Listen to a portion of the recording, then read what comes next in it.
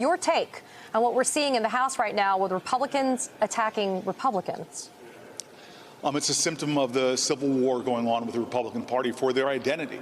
Are they going to be an extreme right, which is really a narrow band of the American people who believe it's my way or the highway, will tear the House down rather than do what you're sent here to do, which is to govern, to negotiate, to cooperate, and to get things done for the American people.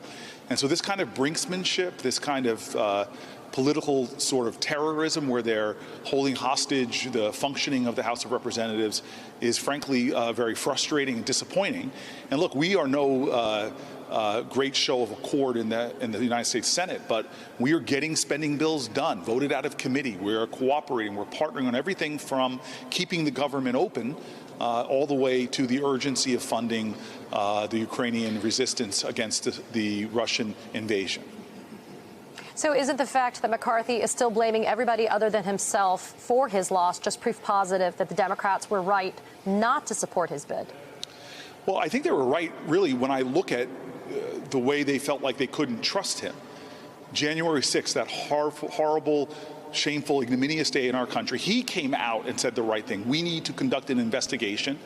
And then he turned around and said, we're not going to support any independent investigation.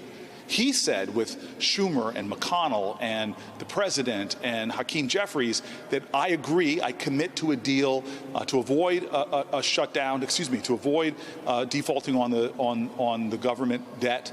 And then he walked away from that deal. He betrayed it. And then something as simple as impeachment, he said, look, there should be a vote of the full Senate, of the full House of Representatives before we proceed. And then he kowtowed to that very thin, extreme margin. So I understand a lot of my Democratic colleagues in the House who are frustrated. They're saying, can we trust him? He seems to be a guy that wants his position far more than the larger purpose of having a House of Representatives that actually gets the people's business done. Which, by the way, is a criticism that some Republicans were saying about Kevin McCarthy, that there was favoritism and that he was rewarding favors by doing that. But I have to ask you, Senator, where and how can the Democrats maybe put their finger on the scale a little bit to tip the outcome of who ends up being the next Speaker of the House? Because you're looking at likes of people like Jim Jordan and Steve Scalise that are putting their hats in the ring for that job. Yeah, I don't know, and I'm not sure if I would advise anyone over there to get into that. I think the political science term is mishigas on the other side of the other Capitol. The reality is this is a moment where the American people who vote for the House of Representatives put it in a very narrowly divided situation.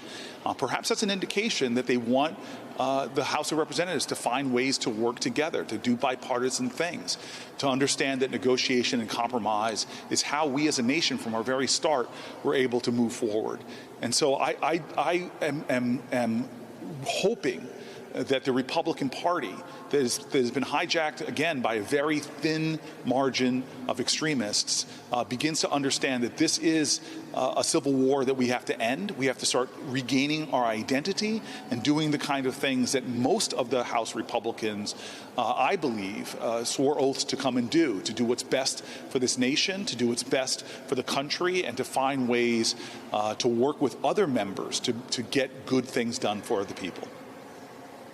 So, Senator, I do have to ask, there is going to be a very serious outcome that's going to affect all Americans, though, regardless of the chaos that's happening in the House. November 17th is the next deadline for a government shutdown. It's going to affect all Americans, and we call it mishigas. You could say it's fakakta, what the Republicans are doing right now, but it's going to impact Americans. So what can be done? What can you guys in the Senate do to maybe help get this plane landed so that Americans are not adversely affected when they can't even get a speaker, because you can't even vote? You can't even vote on these bills until you have a Speaker of the House. Yeah, I was really proud in our body. There was no appetite or little appetite for any kind of government shutdown, and people were willing to try to get things done.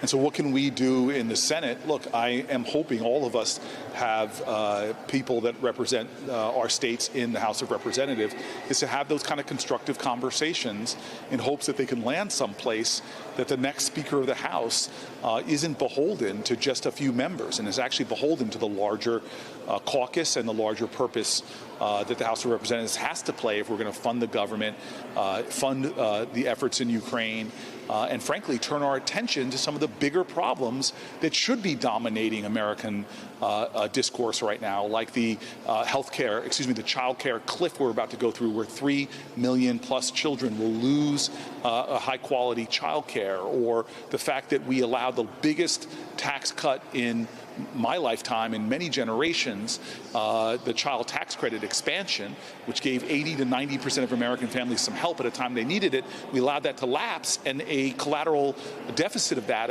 a big consequence of that, was child poverty going up nearly 50%. This is a time that American families need those kind of supports, getting more of their tax money back, getting more support for American families. We know that there's an issue with affordability in America, and we haven't turned our attention to that because right now, the House of Representatives, which should be in session, has been shut down again by their lack of a leader.